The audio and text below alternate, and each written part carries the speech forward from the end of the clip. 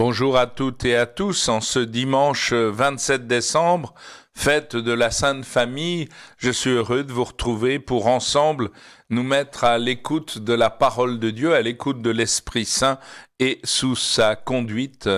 C'est lui qui va nous faire entrer dans la profondeur de la parole. Ô Seigneur, envoie ton Esprit, qu'il illumine nos cœurs, l'intelligence de nos cœurs, pour que nous puissions pénétrer la profondeur de la parole et surtout pour que nous continuions à fêter Noël, c'est-à-dire que le Verbe, la parole, s'incarne en nous, prenne vie en nous, nous transfigure en lui.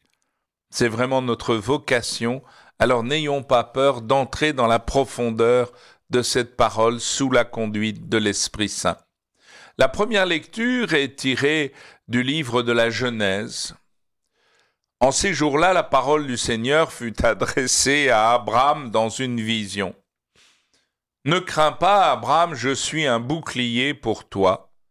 Ta récompense sera très grande. » Abraham répondit, « Mon Seigneur, Dieu, que pourrais-tu donc me donner? Je m'en vais sans enfant, et l'héritier de ma maison sera Eliezer de Damas. » Abraham dit encore, « Tu ne m'as pas donné de descendance, et c'est un de mes serviteurs qui sera mon héritier. » Alors cette parole du Seigneur fut adressée à Abraham.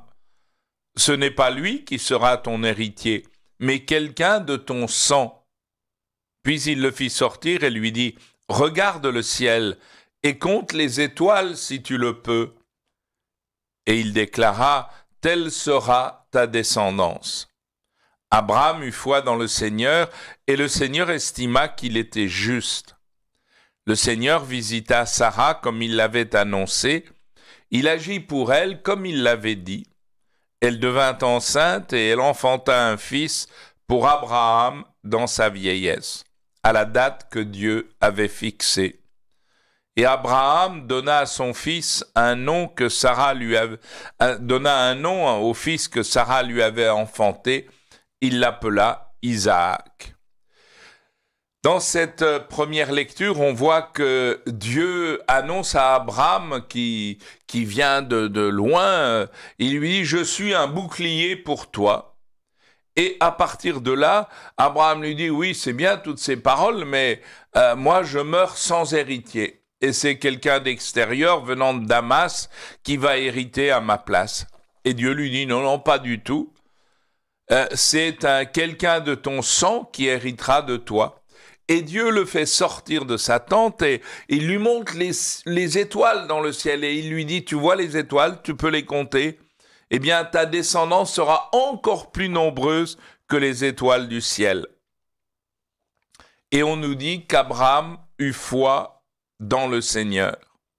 Et à cause de cette foi, de cette adhésion d'Abraham à la parole de Dieu, eh bien Dieu le considéra comme juste. C'est-à-dire, il considéra que Abraham n'avait qu'un seul désir, faire la volonté de Dieu, entrer dans le projet divin, et c'est cela la justice.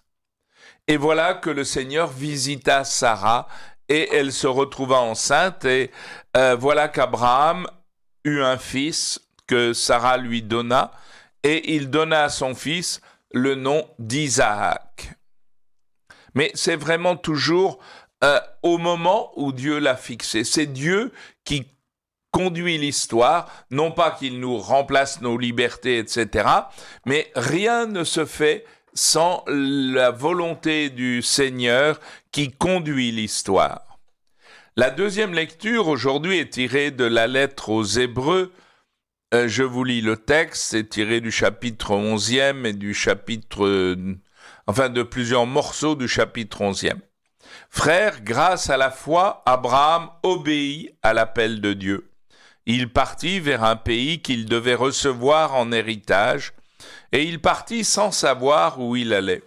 Alors c'est ça qui est très beau, c'est que Dieu a dit à Abraham, quitte ton pays, ta parenté, la maison de tes pères. Ça aucun problème pour un nomade. Mais par contre, Dieu lui dit, va là où moi je te conduirai. Se laisser conduire par quelqu'un d'autre, voilà ce qui était quelque chose de difficile pour un nomade et d'ailleurs pour nous aussi, se laisser conduire par Dieu sur le chemin qui nous conduira à la plénitude de la vie.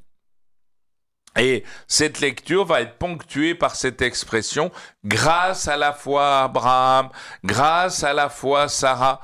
Voilà, c'est vraiment par leur foi, leur adhésion, leur obéissance à l'appel de Dieu que Dieu va réaliser son œuvre et que Sarah va pouvoir enfanter un fils, le fils de la promesse. D'un seul homme, marqué par la mort, a pu naître une descendance aussi nombreuse que les étoiles du ciel et que le sable aux bords de la mer. Une multitude innombrable. Grâce à la foi, quand il fut soumis à l'épreuve, Abraham offrit Isaac en sacrifice. Et il offrait le fils unique alors qu'il avait reçu les promesses et entendu cette parole. C'est par Isaac qu'une descendance portera ton nom. Il pensait en effet que Dieu est capable même de ressusciter les morts. C'est pourquoi son fils lui fut rendu. Il y avait là une préfiguration bien sûr du sacrifice du Christ sur la croix. Car lorsque Abraham obéit à Dieu et part pour sacrifier son fils, on nous dit même que l'enfant portait le bois et Abraham portait le feu et le couteau pour le sacrifice. Et Isaac va dire à son père: Père, tu portes le couteau et le feu, moi je porte le bois, mais où est l'agneau pour le sacrifice? Et Abraham répondra à son fils: Dieu pourvoira mon fils bien-aimé. Alors, soyons dans la certitude que si nous obéissons à l'appel de Dieu, alors Dieu réalisera son projet d'amour et il nous conduira vers la plénitude de la vie, comme il a conduit Abraham et Sarah et Isaac et tous nos pères dans la foi. J'en viens maintenant à l'évangile tiré de Saint Luc au chapitre 2, les versets 22 à 40. Je vous les lis. Quand fut accompli le temps prescrit par la loi de Moïse pour la purification, les parents de Jésus l'amenèrent à Jérusalem pour le présenter au Seigneur selon ce qui est écrit dans la loi. Tout premier-né de sexe masculin sera consacré au Seigneur. Il venait aussi offrir le sacrifice prescrit par la loi du Seigneur, un couple de tourterelles ou 2 petites colombes. Or, il y avait à Jérusalem un homme appelé Siméon. C'était un homme juste et religieux qui attendait la consolation d'Israël, et l'Esprit Saint était sur lui. Il avait reçu de l'Esprit Saint l'annonce qu'il ne verrait pas la mort avant d'avoir vu le Christ, le Messie du Seigneur.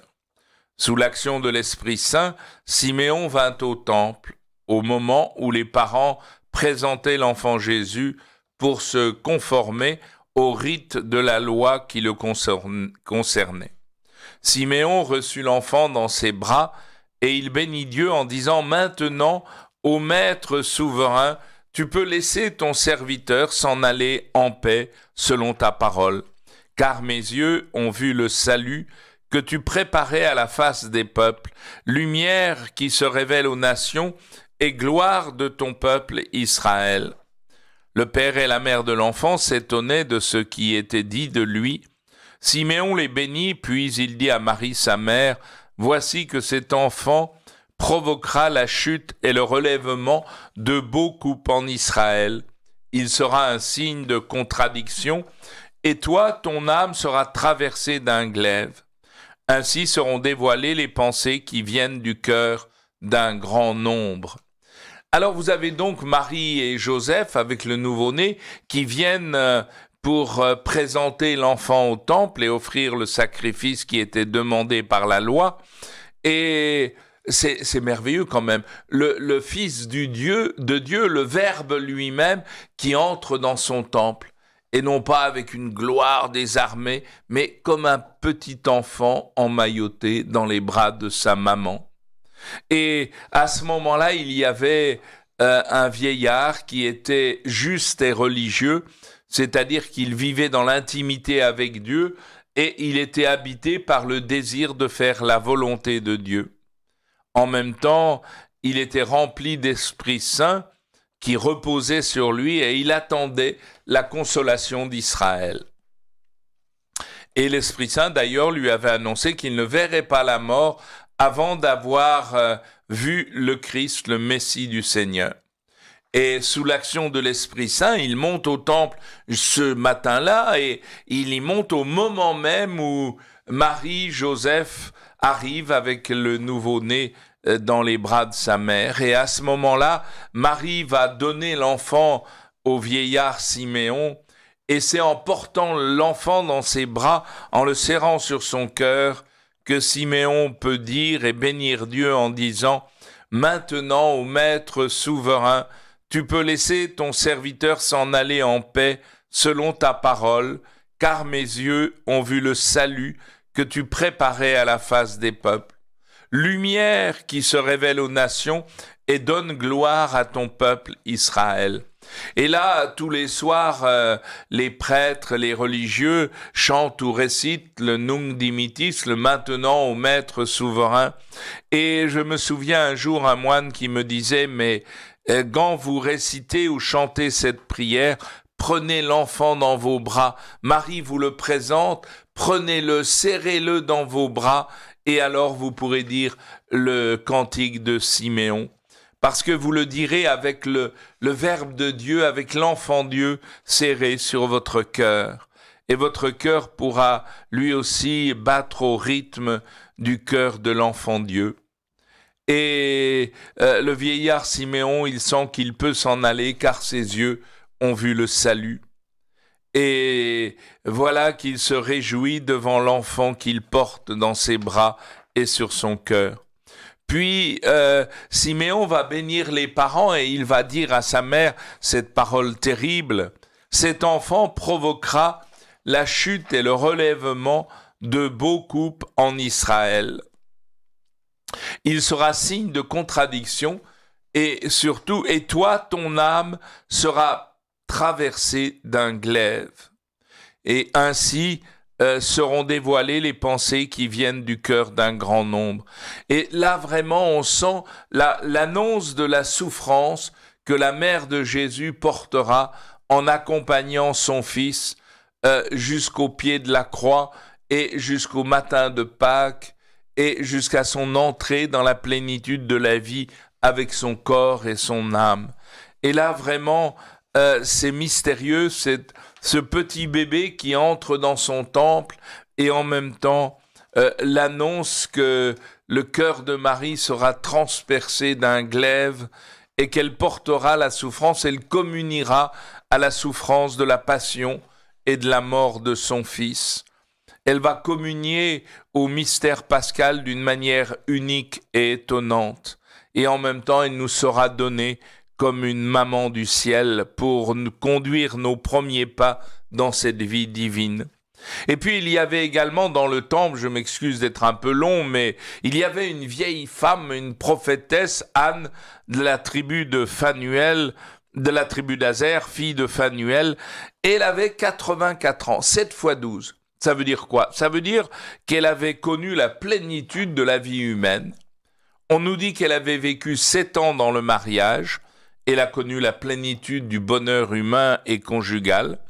Et arrivée à cette plénitude, eh bien, elle a compris maintenant que sa vie n'avait plus qu'un sens, c'est de demeurer dans la louange, dans le jeûne et la prière. Et devant l'enfant, elle proclame les merveilles de Dieu et elle annonce, en parlant de l'enfant, la délivrance de Jérusalem. Alors, demandons à ces deux personnes âgées, à ces deux vieillards, de nous donner de vivre comme eux, remplis de l'Esprit Saint, habités par ce désir de faire la volonté de Dieu et puis de proclamer toutes ces merveilles. Et n'ayez pas peur, prenez l'enfant Dieu dans vos bras, il vous montrera le chemin de la vie avec l'Esprit Saint, bien sûr.